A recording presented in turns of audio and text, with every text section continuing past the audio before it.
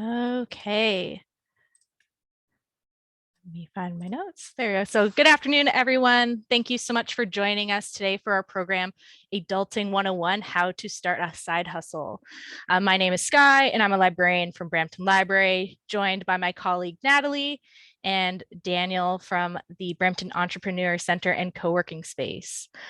This program is presented on behalf of both Brampton Library and the Brampton Entrepreneur Centre and Co-working Space, as I mentioned. Before we begin, I would like to read the Brampton Library Land Acknowledgement. We would like to acknowledge that Brampton Library is located on the treaty territory of the Mississaugas of the Credit First Nation, and before them, the traditional territory of the Haudenosaunee, Huron, and Wendat. We also acknowledge the many First Nations, Métis, Inuit, and other global Indigenous people that now call Brampton their home.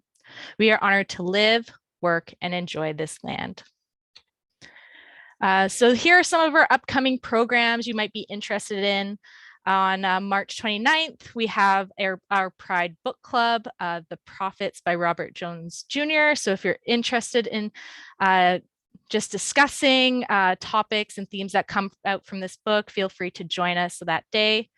On March 30th, we will be hosting the CBC My Brampton Day, which will be at our Springdale branch. So that's in person. Make sure you register at our website.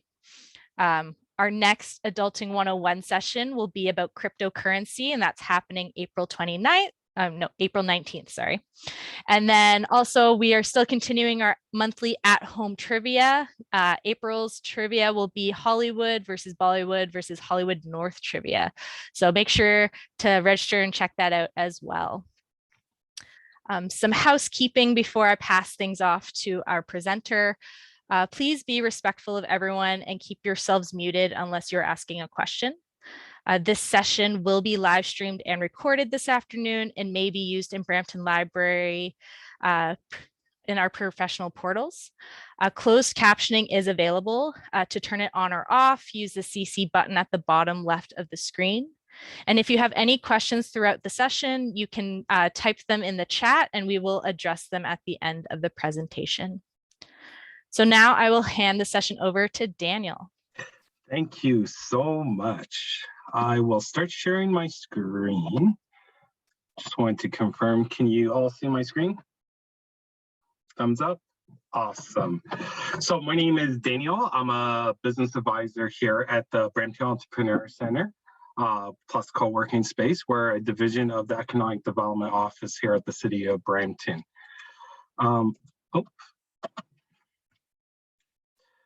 So I just want to go over a little bit about our services at the Brampton Entrepreneur Centre for those that don't know who we are. We are a publicly paid program, meaning there's no cost to the individual that's using our services. We do provide business advisory services. You can book a consultation with any of our advisors by going to brampton.ca, skip the line. We do provide business training, mentorship, and workshops. We do provide entrepreneurship funding programs, which I'm going to be talking about in a few minutes, but I do want you to pay attention because we have a couple of awesome grant programs coming up very soon. We do provide networking opportunities, guidance on those awesome permits, regulations, and other startup requirements that who really wants to memorize that except myself.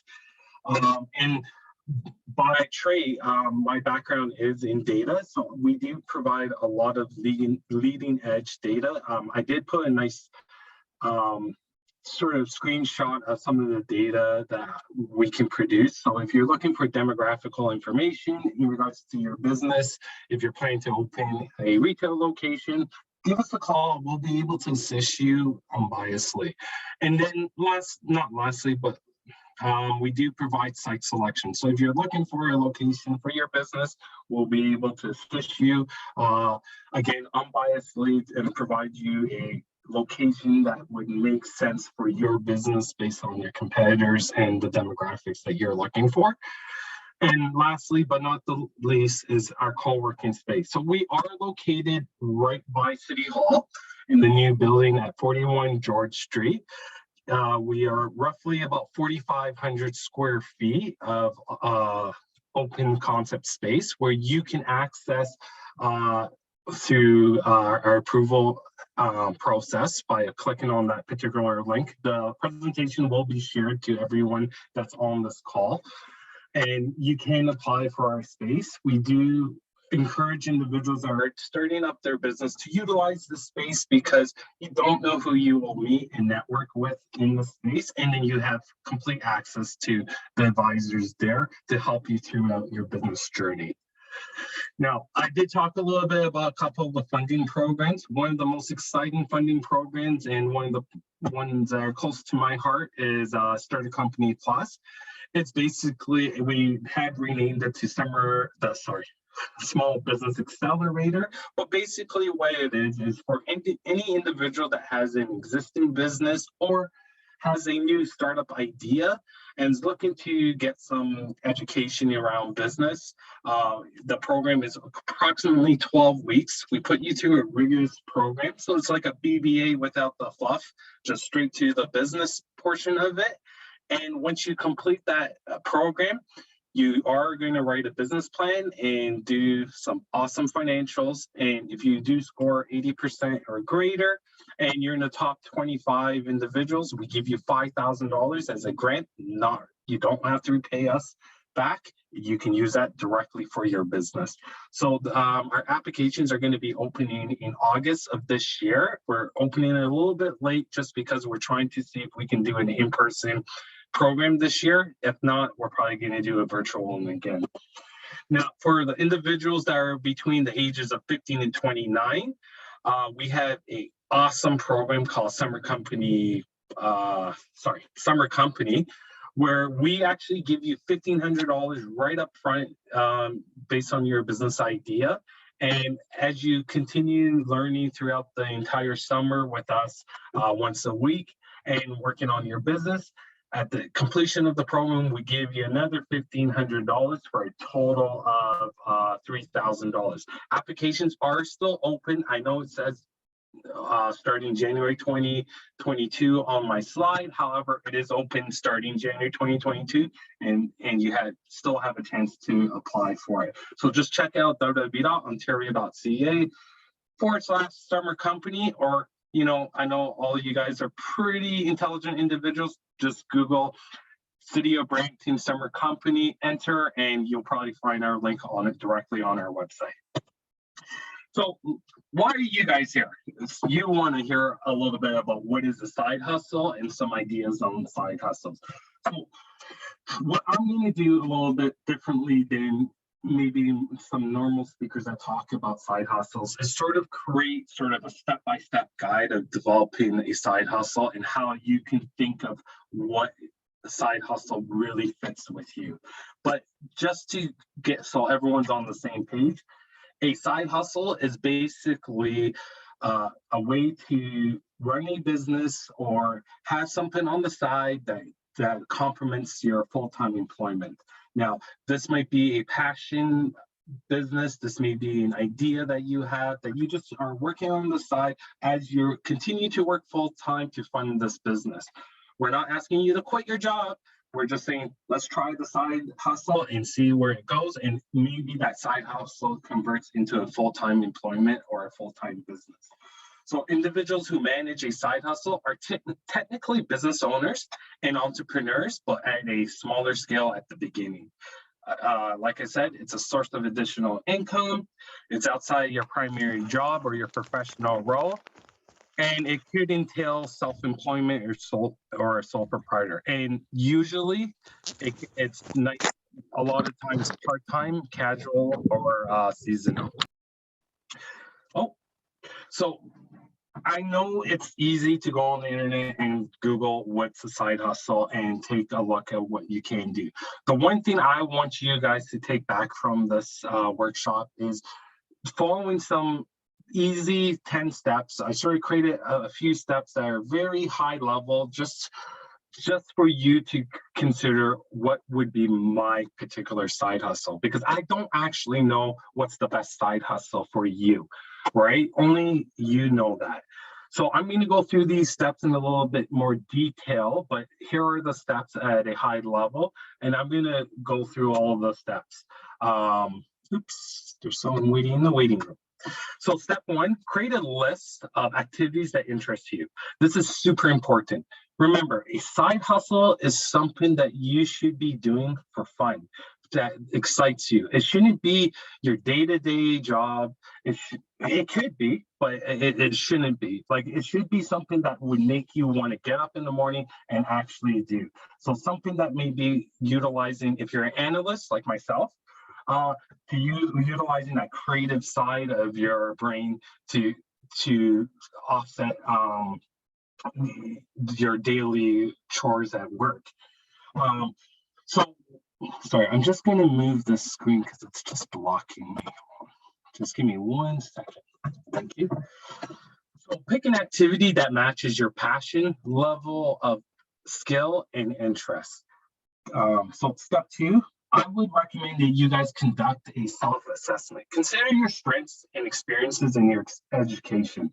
This is super important because you're not going to want to do the side hustle that everyone else is doing on TikTok or on Instagram or on Reel. The reason is it may not be the exact item that will make you happy, right? It may not be going with your strengths. So one thing I would always recommend is take a look at your strengths, your experiences, and see what things that could really use to help you move your side hustle forward. So for example, if you want to sell goods online, it might be helpful to know some basic skills of creating a website. These days, it's relatively easy to create a website, and I'll talk a little bit about some tools that you might be able to use. Step three, research your industry. So like I said at the beginning of the workshop, my background is pure research data and demographic analyzation and etc. And I always find where a lot of businesses, side hustle or main street type of businesses or any startups, they don't research what industry they are. They don't know who their competition is, right? Whether there is a need or desire for a product. Now, as you notice, I have highlighted that in red. That's a super important point, is why do people buy? Why do you go and buy at a certain store? Or why do you go and buy a certain product? It's because at that point, you think you may need that product. So for example, hey, I need a cell phone. So I need to go to Apple or Samsung to grab a cell phone because that's a need. So thinking about what is the needs in the marketplace might be a great way to create that supply and demand that's available out there. Do some basic research on your potential earnings. So take a look at what your competition is doing, right? What are their costs? What are some of their, what are their selling points? Like, does it make sense for you to actually do something similar to that? Or does it even make sense for you to do it at all? If you're offering a service in which you can charge hourly, determine how much your time is worth and what is the market rate of those similar businesses.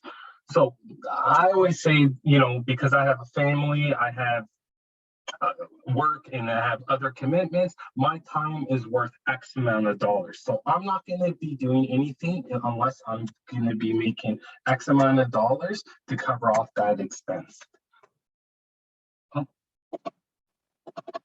Okay. Step 4, super important. Determine who your target customer is. Knowing who your ideal customer is can help you focus your marketing efforts. Consider who would be benefiting from your product the most. How to find them. For example, if you're selling locally sourced children toys, you can find local parent groups as an example on social media platforms. Or you could sell your goods at a local market where children are going to be. There's no sense of wasting dollars on, and I see this every day with a lot of my business clients is, hey, we're going to put out a Facebook ad, doing a fitness gym for individuals between the ages of 20 to 45. But when they do their Facebook ad, they try to reach every single person. That does not make sense, because that 15-year-old is not going to be buying your products, and that 65-year-old is not going to be buying your products, because your target market is specifically between the age groups I just recommended. Step 5 is, and all these steps, I would like you, I know it sounds silly, is to actually write it down on a piece of paper, or you can type it out and really write out who are my target market and all the information for each step. Step 5, plan how you are going to grow your side business. Well, thinking about the industry you are applying your side hustle, figure out how large you want your side hustle to be. Consider if it's a part-time job or an additional income, or if the goal is to make it your full-time career. Understand how big you want that side hustle is going to be. And why I say this is because I see a lot of individuals that go, hey, I want a side hustle and I want to do $1 million a year. Well, to do $1 million a year, there's going to be a lot of time and effort and marketing dollars that are going to go into it, right? And if you're working 9 to 5 as an example, that might not be a possibility unless you're not sleeping completely. So you may want to scale your goals to ensure it works with your time and your effort, which goes to my step 6, is consider your investment limit from a money to a time perspective. Some side hustles require an upfront investment, but you need to know the limit of how much money you need to invest at the beginning of it and during the entire duration of your hustle. For example, you need money to build a website, to buy essential materials like art supplies or fabrics. If you're in the artistry industry, you may need to invest in advertisements based on what your goals are for your side business and how to reach your ideal customer. So you may want to put some consideration of how do I get to those individuals, and how would they communicate with me? If you are marketing for seniors, as an example, it may not necessarily make sense to build out a full-out interactive website where typically someone that's in their 65, 70s, or 80s may be not so much a tech-savvy individual. But if you're targeting individuals that are, within that age group that are using these types of technologies, then it might make sense. Step 7, and this is something that's super important, especially as a city employee, make sure you have no conflict of interest. You may experience a conflict of interest if your side hustle or activity is similar to your full-time job. Research the company rules about conflict of interest before starting so you do not experience issues in the future. I'm going to be honest with you, I do a couple of side hustles and I make it a full disclosure to my office, and I specifically emailed my director and said, hey, we're planning to do this business.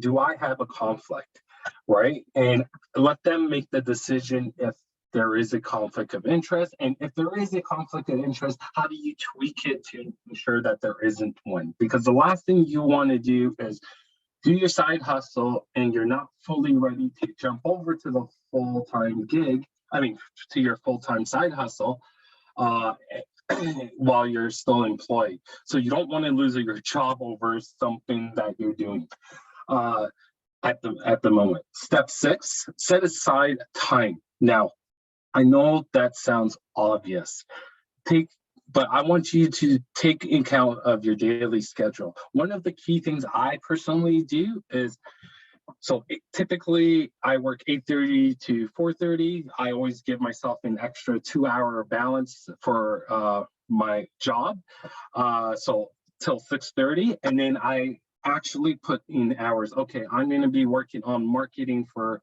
2 hours today, 2 hours customer relations, and 2 hours I'm going to be looking for new products for my website, right? And by organizing yourself that way, you're going to be keeping on top of your side hustle. Because if you do not do this, I promise, what happens to a lot of entrepreneurs, they feel super overwhelmed because they're dealing with their full-time job, the daily activities at home, in addition to their side hustle. And then you call me a few months later and go, I'm not able to do this. And then we have the same conversation again of let's put it into a time schedule, and it actually does help. Step 9 is ask for feedback. You should seek early customer feedback to know how well you are doing and improve on your products or services. Sounds silly, but a lot of companies, a lot of side hustlers, and a lot of small businesses actually do not do this portion. It's like, hey, how do you like this product? Would you recommend this product to a friend? Would you recommend this product? Would you buy this product again? What would you change in this product? Because those first customers, they're going to be honest with you. They're going to say, hey, I don't really like your product. I wish it had X, Y, and Z in it. And maybe if you adjust your product to X, Y, and Z, it might be able to get that target market that you're looking for. So always ask for feedback in regards to your products and services. And step 6, it says 10 there. Step 10 is seek testimonials. It's super important to get positive testimonials to help create trust in the business. Now, I'll give you an example. You're going and looking for a new restaurant. 95% of the individuals on the call, what are they going to do first? They're going to Google that restaurant. They're going to look at those reviews. If the reviews is a 1, what's the chances are you're going to take a chance to go into that restaurant? Let's say you write and there's 10 people that got food poisoning at that restaurant. You're likely not going to go there. So what I would recommend is, if you have customers that have a positive experience, get them to put some testimonials on your Google review or even on your website.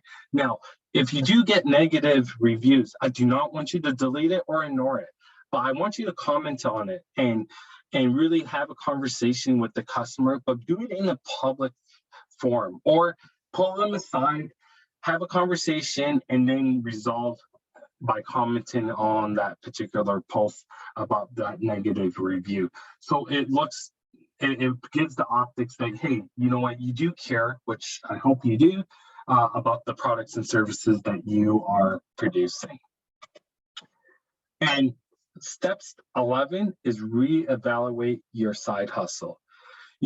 Once you have done it, and I always get this question: how long? When should be my period of time to reevaluate my side hustle? Well, I don't have that answer. It's based on your goals. So if your goal was, hey, within 1 year, I'm going to try to do $10,000, great. In the last 3 months, what have we done? It hasn't reached that.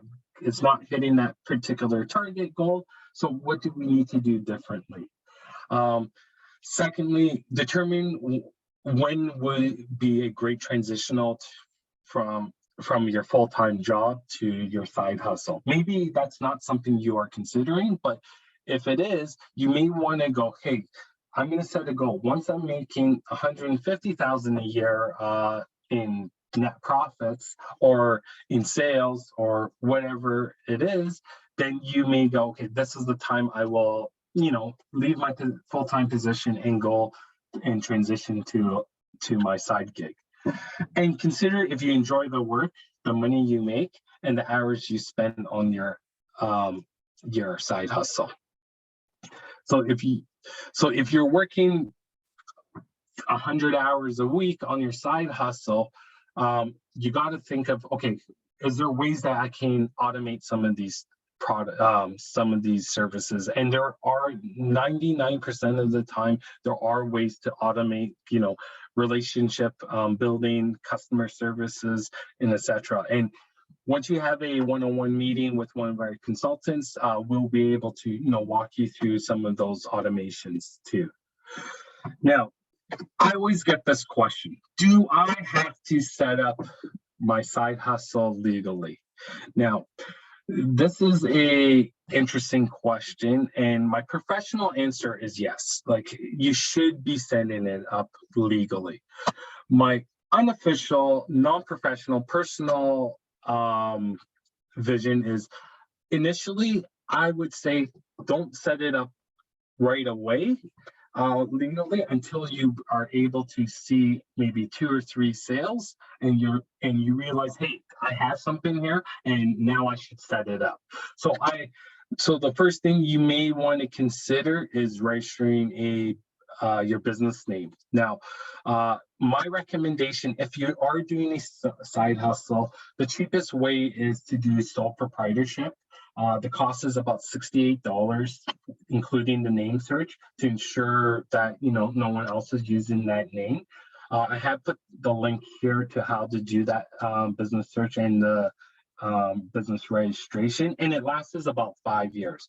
I'm not saying you have to only do sole proprietor. You can incorporate your side hustle, but the idea here with the side hustle is, let's keep costs low initially, and then once we're making a little bit enough dollars, we can incorporate it and then make it into a bit larger business. Typically, I always get the question, when should I incorporate it? I would say when you're roughly doing about $30,000 to $40,000 in sales and you have to register for an HST, which sort of leads me into, do I need to collect HST or GST? So before registering it, it is important to understand the way HST and GST works. You may not need to register at all if your revenues do not exceed 30,000 over a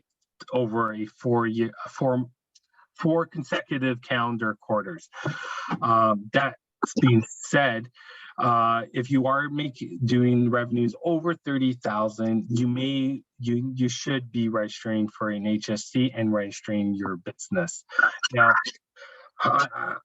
what we can do is, once I have, if you want to have a more in-depth conversation with that, you can network with one of our advisors and we can talk a little bit more about that. But typically 30,000 within a year is where you need HST. Now, my professional and personal opinion is, if you are registering the business right away, I would register for HST. Now, here's why. Let's say you're a graphic or website designer, you're designing websites and you charge $1,000 today. Now, in a couple months, in a year's time, you hit over $30,000. That client that you charged $1,000 now comes to you and says, hey, I would like you to build another website for me, but guess what? You have to charge HST. So technically, in his mind, his cost just went up 13%, right? So I always think it's important to charge HST right at the beginning, so there's no misunderstanding of why the costs are different. And it also makes your business optically look larger than it really is at the beginning if you do charge HST. So reporting and filing taxes is another thing that you need to consider. So if you're unincorporated, meaning a partnership or a sole proprietor, you don't have to have a separate income tax filing. A sole proprietor or a partnership uses generally a form called the T2125 Statement of Business and Professional Activities. This statement gives you a lot of information in regards to the expenses that you may want to be charged to the business, but I did provide a link that can give you a lot of information of what kind of expenses that you want to can charge to the business. For example, if you have a home office or you're using your home office as the place of business. Now, We're not accountants and lawyer professions here at the Brampton Entrepreneur Centre. We can give you high-level advice on ways to setting up your accounting systems, but we always will recommend that you do speak to an accountant or a lawyer to see what situation will actually be the best situation for you to be the most tax effective, not to avoid taxes, to be tax effective for your business. Now, when you are setting up your side hustle, I always recommend have a separate business account, because I have a lot of clients that do everything on their personal account, and it gets super confusing at the end of the year when you are over 30. Oh, sorry about that. When you are over 30,000 and you do have to file for HST and etc., it can get confusing. So one of my recommendations is start a separate business account. The easiest way to open a business account is registering your business, getting that master business license, and going to any of the local banks and going, hey, I would like to open a business account here, right? Or you can open a personal account maybe in your first 6 months until you're making enough sales to transition to a business account. It may save you a few dollars for the first 6 months, but my recommendation is to get a business account. Banking and bookkeeping and insurance. Now, sorry, I went through that. So get the separate bank account. What I would always recommend is use an accounting software. Now, Wave Accounting is a free product. It's I'm not advertising the company or anything. However, personally, I use Wave Accounting just for one reason. It's free. It has everything that I need to do my Shopify account. I can link it into my Shopify account and be able to do all my accounting there, and it's all automated, making my life super easy. Or QuickBooks is another solution. There is a bit of a cost to it, but it does provide a lot more features there. You know, having a side hustle, it's not easy, but qualities that can help. Effective time management. For a lot of people, having effective time management will actually assist with building out your side hustle. Like I said, use your calendar. It's super important because it'll keep you super organized. Creativity, openness to new ideas for a side hustle, entrepreneurship and self-growth opportunities or resources that can aid the success. Such as education. Guess what? YouTube, I know it sounds silly, YouTube does have a lot of resources that's available. The local library, through your library card, you do have access to various business programs and business training programs. And then through our office, we do provide various business programs that you might be able to utilize. Money management skills is super important. Patience and grit is super important. I want you guys to remember, if anything out of this workshop you get is, I want you to remember this line, and it's, there's going to be setbacks, there's going to be failures, that's going to happen. I promise you it will happen. If it doesn't happen, then it's either you're doing something completely right or you're doing something completely wrong. The reason it's important to have some of those failures, like, hey, maybe I'm targeting the wrong target group. So maybe I have to readjust it, right? No one's buying my products. Maybe it's something I'm doing with my marketing, or I'm not in the right channels that I'm selling my product. So understanding those failures can help you fix those issues and then learn from those mistakes and keep you moving. I always find any entrepreneur that's thinking outside of the box, thinking of creative ways of monetizing your skill, time, and passion, will not limit yourself of the ways of making money, right? Like I have clients that actually surprise me, like, hey, that's a really great idea, the way you thought of how to monetize your educational system, as an example. And being happy and persuasive, don't let rejection stop you from trying, but rather be the motivator to develop your strategy to reach your goal. There's going to be individuals out there that's going to, hey, you're not going to be able to do that well.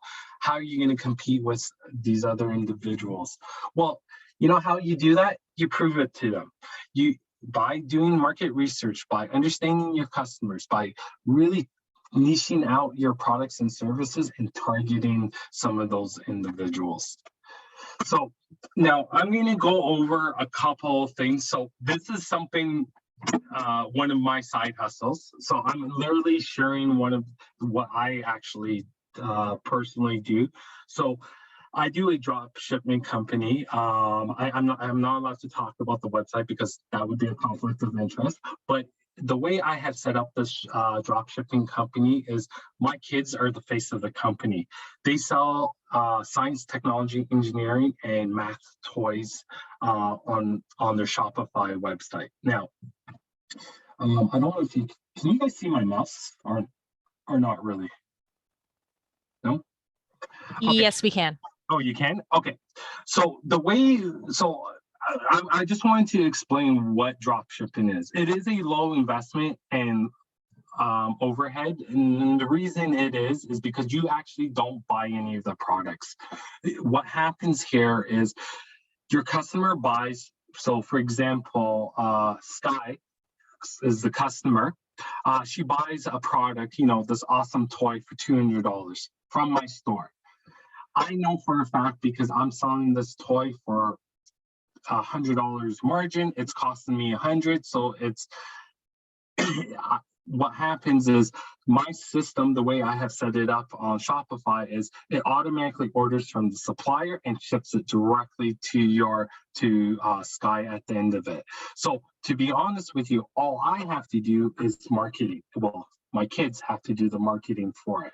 So what I get my kids to do is actually hand out flyers at their local schools, birthday parties, and etc. And not use them. Let me rephrase that. Let them be the business-oriented individual to capture the customer. And now my customers don't know that they actually don't pack this product and ship it to them. It's coming directly from the supplier. Now, as you can see, I have put Orderable here, and this is the tool I actually use. So what Orderable does is it actually goes into, for those that don't know Alibaba, everyone knows Alibaba. If you don't, please Google it. It's super important, AliExpress. But what Orderable does is it can scrape any of the products that is on Alibaba and show you the companies that have drop shipment opportunities. Now, what I do a little differently is when I do that is I ensure the products I'm looking for are specifically in the US and not in China. The reason is because of shipping timelines, right? If it's getting shipped out of Canada or the US, the likelihood of getting it to your customer in less than a week is very high. If it's getting shipped out of China, I promise you it's going to be 3 weeks minimum. And that's a minimum to up to 6 months later. Now, Orderable actually has a tool that integrates into Shopify. Now, you can use WooCommerce and etc. I'm talking about Shopify because this is the product I use because, it's simple and easy to use. Now, at the same time, I have used Orderable and I have listed products on eBay and Amazon through Orderable. Unfortunately, with Amazon, I don't get Prime shipping because it's coming not directly from the Amazon warehouse. However, I do promise a shipping within 3 weeks. And, some customers won't like that, but some customers do purchase from our Amazon website specifically. So that's one method. Oops. Now, I put in Printify here. I have so I have one Shopify account with two tools I'm using. The other tool is Printify. Now, Printify, I was going to go to the website and take a look at the show you how to do it on the website, but I don't think we have enough time for that. But what Printify does is, if you have any t-shirt products, cups, or anything you want to put a label on, so think about like bags, cups, glasses, anything that you want to put like any type of branding on, you'll be able to do that.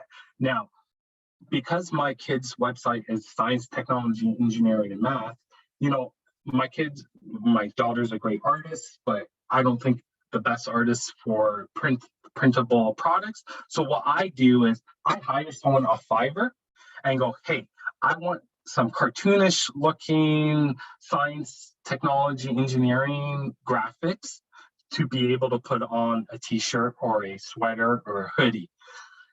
It usually costs me for about 5 different designs, about $100. And then I load that up onto Printify, and then I put it on a whole arrangement of products where my customers can purchase of it. Now, Printify, really neat because they have actual Canadian suppliers. I only use Canadian and US suppliers, depending where my buyer is coming in from Shopify. And I know that based on their postal code or their zip code. And the system automatically picks the supplier I want, if it's Canadian or US, and the design's already printed and shipped. And I have marked up their prices. So typically a t-shirt's anywhere between 16 to 25, depending on the quality. What I would do is, if it's at $15, I may charge a simple $10 more. If it's at, and just add a $10 margin on there, and everything else operates on itself. Now, a lot of people go, what would the shipping cost? Well, the neat thing about that is Printify actually has a built-in tool to tell you, that's integrated into Shopify, that tells you, hey, how much that shipping cost is, and we pass that shipping cost on directly to the customer. So yeah, we do lose some customers because we don't offer free shipping. We do have products that are free shipping, but guess what? We just increased the price to just ensure we can get the free shipping. So we're still playing with the model to free shipping or non-free shipping. We haven't figured it out just yet, but that's something that you may want to consider. And again, Printify and Orbital is all interconnected into Shopify or eBay. Now, another side hustle, and again, I'm just throwing out some side hustles that may really interest you, because there's so many individuals on the call. But freelancing is a really awesome way to do side hustles. So I'm going to tell you a real quick sheet I do. Is it ethical? I don't know, but I think it's super smart. So I have on Upwork a logo design website profile. So I design logos for any type of businesses as long as they're not in Brampton specifically. So what I do is I get the customer, they order from Upwork, one of my logos. What I usually do is I either use a logo AI tool or I use Fiverr, and I charge maybe $99 for 3 designs on Upwork or Fiverr, and use this tool that costs me $40 to $60 and sell the logo to my customer base. So if you're doing some type of freelancing, you may want to consider utilizing one of these, either Fiverr, Upwork, Freelance, or People Per Hour, and sell your services, right? Like if you're a good web developer, why not put a profile on Fiverr or Upwork, or even all of these platforms, and be able to sell to various different channels, because these are customers that typically you wouldn't be able to attract to the channels that you currently have. Now, on the my right-hand side, I just had to check if I was looking at my right hand. These are some of the average prices for presentation design. Typically on all 3 platforms, a presentation design, if you're doing something for a small business, the average revenue is about $231. Websites, it sounds like a small amount, but it's about $128. Website designs $105 and so on. So you may want to take a look at some of these avenues as a potential way of doing your side hustle. Now there's many. For the web developers, I just want to let you know about this really cool website called themeforce.net. And the reason I tell you this is because I used to build websites for doctors and dental offices about 15 years ago. And I used to charge them about $3,000 to $5,000. My team would, but we are not graphic designers. We're programmers. So we have no graphic skills. But what we would used to do is we would buy the themes, show it to the client and go, here, these are the things that we are capable of doing, and then we would code it on the back end. With the technology that's available now, you don't even need to know that much coding to actually provide this service. And you could typically charge a small business anywhere between $1,000 to $3,000 for this side hustle. And another relatively creative way of doing it. I had done it. Right now, to be honest, there's a lot of competition, so I don't do it anymore, but you can still make money on it. I have a client that does about $100,000 in sales by just doing it that simply. Social media consultant, another side hustle that you may want to consider. So I'll be honest with you. The average I work with thousands of small businesses within the community. And one thing in common for businesses that have employees 10 or less is they don't have a great handle on their social media channels. So, one side hustle is maybe you become a social media consultant and target some of the small mom and pop shops and say, hey, we'll do your social media. I know a lot of you know Canva. You can utilize tools like Canva to help you build out your social media, help build out some social media graphics if you're not the best in graphics, and then be able to provide this particular service, right? There are also for videos and etc. I would potentially use a tool that my 11-year-old uses is CapCut. Awesome tool, lets you build out videos really professionally at a grade that's unbelievable, that what she's able to build for businesses. And that might be something that you may want to offer as your social media, as a social media consultant. Now, I know these numbers sound very low, but imagine as a side hustle, you have, let's look at number one network included. At $49.99 a month, you have 10 companies. That really quickly adds up to $500 a month. That, on average, that's what most individuals want their side hustle to be, roughly about $5,000 to $1,000 a month. This is a relatively not easy, but a relatively quick way to being able to help the community, help the small businesses, and be able to show off some of your skill sets. Now, another thing that, and it all depends on the age group that's on the call, but I always like this model: rent it, deliver it, or make it, right? And this is another side hustle that other individuals don't think about, but I want to go directly to the Etsy side. Now, some of you may have the Circa, is it called the Circa or Cricut? Machine. I think is it Cricut? Sorry, yeah. I always mess that up. I have one that I don't use, but like the Cricut machine, I'm not saying to purchase that particular product, but you can make awesome designs with that tool, be able to put it on bottles, pillowcases, whatsoever, make some really interesting products and load it on Etsy and be able to sell those products. So that might be another way that you may want to utilize some of the tools that you have at home that you already have purchased. I have one client her whole business is around the Cricut machine, and she does about 250K a year on her Cricut machine. I'm like, are you serious? I actually had to go through her numbers to say, okay, she's serious. So it is possible. That's the highest I've seen. However, I know there is, you may want to figure out a niche market for yourself. Maybe you make Cricut, you use the Cricut machine to make balloons, or you know, different types of products that you can think of, right? I know some of you may not have a home as of yet, but a couple of friends of mine, you know, they actually have a basement apartment. They do Airbnb rentals, or bedroom rentals with Airbnb.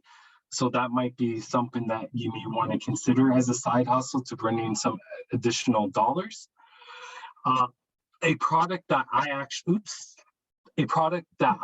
platform I just started to use is Turo, and it's a car sharing website where you can actually list your car for rentals. And it can be anywhere from, I don't know, a Ford Pinto all the way to a Tesla. You can rent any vehicle from the website. I have tried this a couple times with one of my vehicles, and we had a couple of rentals, and it was averaging me $200 per rental, which I thought was great. It helps me with my car insurance. It's a way to save a little bit of money, and guess what? It was only for the weekend, so I'm okay with giving it up for the weekend. Another side gig that everyone knows about is Uber. So I won't go into too much details on it, but you know, the ride sharing in Uber Eats, like I'm assuming everyone on this call has used Uber at one point in their time.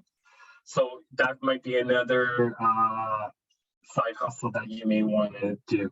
Now, this one is an interesting one, and something that I recently found out about is the Amazon Flex. It is, so if you have your own vehicle and, you know, you do have some extra time, you're not looking to do, you know, an actual business, but you're looking to just earn some extra cash as your side hustle, well, the Amazon Flex might be a great way to doing it.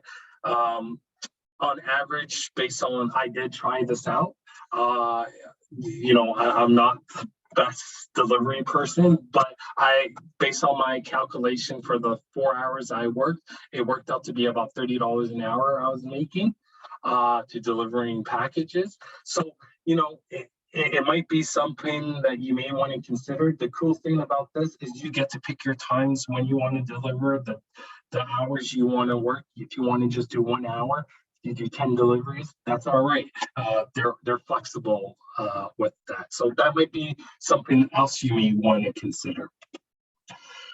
Now, I'm going to talk a little bit about some of the traditional side hustles that maybe individuals don't think of side hustles these days, but they are. I have a 15-year-old girl on my street, and she does dog walking. My street is, I think, the street of dogs.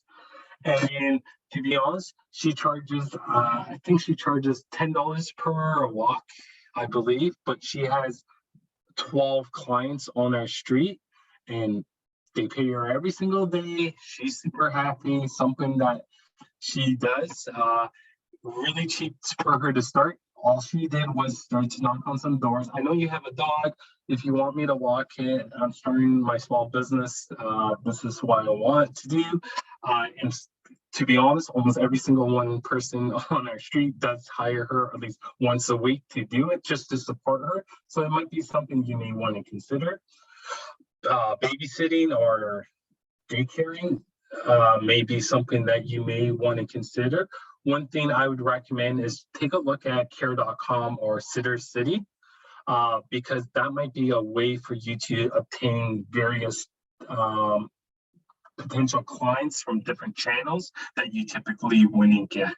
Also, you could, you know, if you're living in a specific area in Brampton, maybe just knock on some doors, printing out some flyers, or leaving a flyer at the mailbox. having conversation with the individuals in your area to offer your babysitting services. Clean houses is always, housekeeping is always an option. Now, I have a client that had started this as a side hustle, and she used to clean one house per week. That individual recommended to her, she does about 40 houses per week now. She has quit her full-time corporate job to clean homes, but she is a lot happier and makes a lot more than her corporate job doing the house cleaning.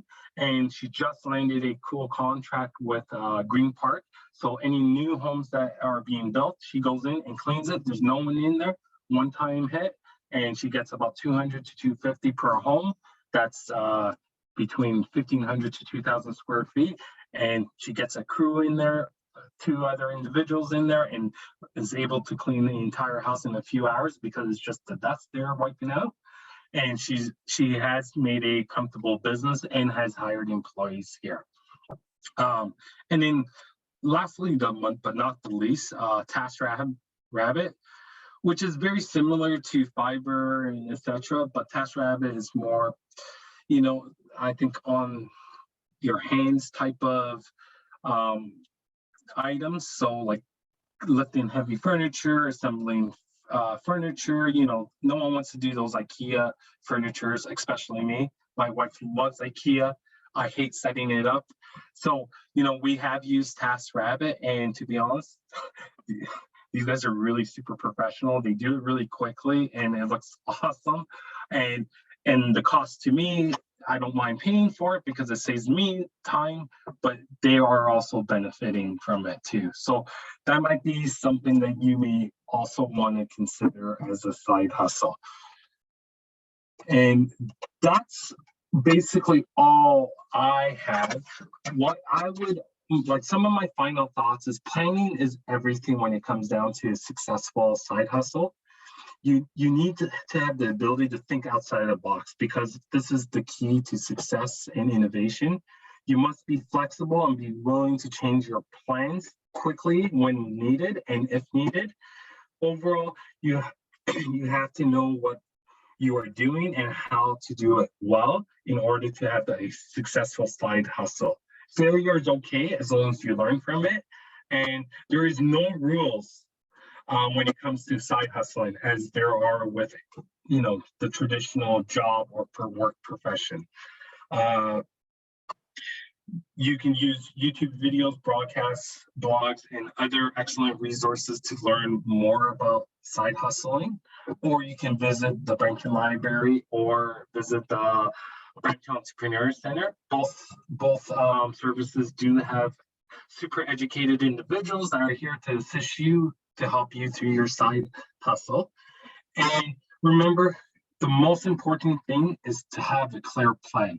I promise you, if you have it written down, even if it's on your cell phone in a text message, sort of what am I doing next? It will help you arrive to that business structure that you want to do and hit those goals relatively faster and better. A good side hustle is one that you love doing and will not burn you out. Like, if you are doing a side hustle, do something that you love, because the whole point of a side hustle is to try something that you typically wouldn't be doing at work. As an example, I make videos. Well, now I do it for work too, but I make videos for organizations outside of the city, and and that's sort of my passion. I like putting things together in a unique way, and it makes me work on my creative side versus my analytical side. So do something that you would love and you will never regret it. And that's basically all I have for this presentation. Again, my name is Daniel Vishen. I am the business advisor. You can also follow the hashtag The Business Advisor on Instagram and Twitter. I do market a lot of small businesses. And if you do want to have a conversation about your business, we're here to assist you and help you. So let your tax dollars work. give us a call and we'll be working for you and being able to get you to that next level. Before I end the call, I just want you to know, like, me as a business advisor, I'm not just educated in business. I have run a couple successful businesses and have exited out of those businesses, and I'm always looking for the next opportunity. So most of our advisory consultants are in entrepreneurship themselves. So we know and understand where you're coming from. So if you have any questions, I'm more than open to hearing them. Great. Thank you, Daniel. There is a couple of questions in the chat that have come up throughout the presentation. I know it's 6 o'clock, but if those who've asked questions would like to stay so they can get their answer, I'm sure Daniel doesn't mind staying a few more minutes to answer them. Of course not. So first question from Yolanda is, what if I wanted to provide 1 or 2 soul food dishes that I rarely see on menus? Could this be a side hustle, but I'd be running it out of my home kitchen? Is that allowed? Yeah, so great question. And so this is a really great question. I'm assuming you're in Brampton. So the region, unfortunately, the region appeal at the moment, you are supposed to be utilizing your commercial kitchen to do any type of food products if you're selling to a customer. So that's something to consider.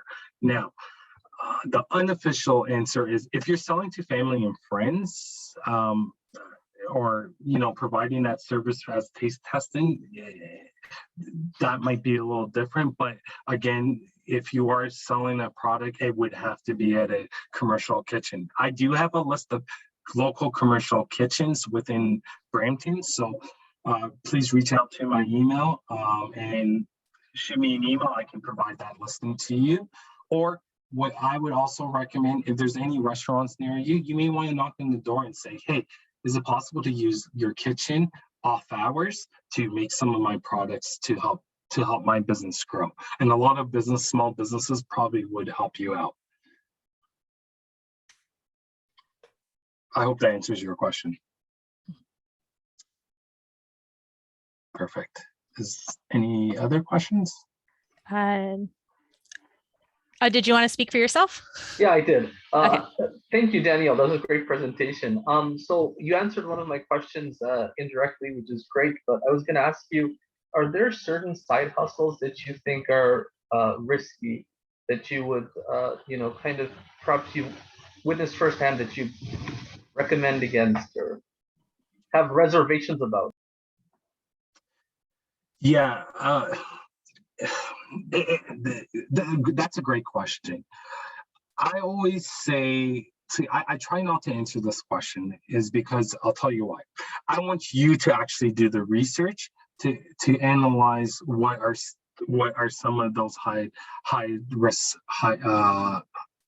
side hustles, right? And then if you have done that research and you still don't have the answer, then we can have a sit down and a conversation. Because the one thing I look at is there demand for this particular product or service, right? Is there a customer base that you can potentially reach? Is it ethical? Obviously, if it's ethical, like I'm assuming it's legal and ethical, right? And is it a product that's needed in the marketplace? And if you can answer some of those questions and be able to find those customers, then there's no risk in selling whatever that product and services are, right? So I don't know if that answers your question directly. It does. I look forward to emailing you and contacting you and connecting with you directly and having a better detailed conversation. Thank you. Perfect. Cool. Is there any other questions? Another one I see is it possible to register multiple business names to a person? Yes. So there's no limitation of right. I have like 5 business names, 2 incorporations and 3 sole proprietors under my the incorporations obviously is not directly linked to me, but the 3 sole proprietors are directly linked to me. And yes, so the answer is yes. However, my recommendation is keep those business accounts separately, have your accounting software separate from all 3 of those businesses, because when you do decide to go talk to an accountant and you have everything all together, I promise you, they will charge you more. And they may even deny you as a client, because it is very cumbersome when you have so many items going on in one business account. So that's my recommendation if they're 3 separate businesses. What was the app called? I think that was the CapCut app. Yes, CapCut. Thank you. Natalie, thank you, Natalie, for doing that. Awesome. And yeah, we've gone through most of the questions. We can ask a final call out for questions. Perfect. And I know there was a couple questions about accessing this presentation afterwards. The session is, as I said, recording on our Facebook page, and it will be accessible after this event. We will also be posting this recording to the Brampton Library YouTube page. And I believe Daniel mentioned he would share his presentation to those on the call as well. Yeah, so what I'll do is I'll probably send my presentation tonight to Natalie and Sky, and in the next day or two, they will disseminate that presentation. And again, I put my email address in the contact information. Like, we're here to serve you. I'm very passionate about my job and helping entrepreneurs. I have got entrepreneurs from 0 to 500,000 in less than a year. So I'm willing to work with anyone that actually has a drive to get to the next level. If you're going to be lazy and etc., don't call me. I'm just kidding.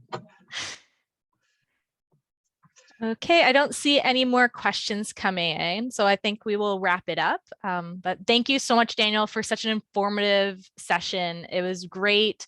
A lot of takeaways for, I know, myself personally as well.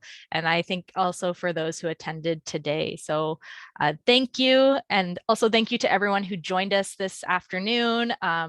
Hope you learned something new and that you actually reach out to Daniel or even to anyone at the library who can direct you and help you with your side hustle.